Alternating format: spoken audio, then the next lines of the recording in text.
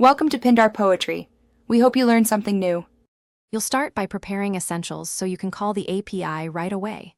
Install VS Code and the language extension, then create or open your project workspace. Once done, grab your API key and save it in a N file or the built-in secret store so you avoid hard-coding credentials. Next, initialize the project environment, npm init or python mvenv, so dependencies install cleanly. Make sure to create a simple config file that reads the key securely. This sets you up for coding and testing. You'll now implement the call itself.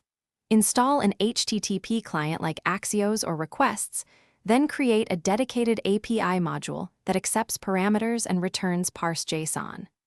Once done, build headers including authorization and content type, and implement retry and error handling so failures are graceful. Use environment variables inside your module to avoid leaking secrets. Make sure to create and test a simple request from a Scratch file, and use VS Code snippets or tasks to speed repeated request creation, while you'll finish by validating and automating. Write tests that mock responses and assert parsing, then run the VS Code debugger with breakpoints to inspect headers and payloads in real time. Once done, set up a task or CI step to run tests and linting before deploy. If something goes wrong, check your environment variables, confirm the API key, inspect cores or rate limit errors, and review extension output logs. This single troubleshooting step usually reveals misconfigured auth or endpoint mismatches, so you can correct them quickly.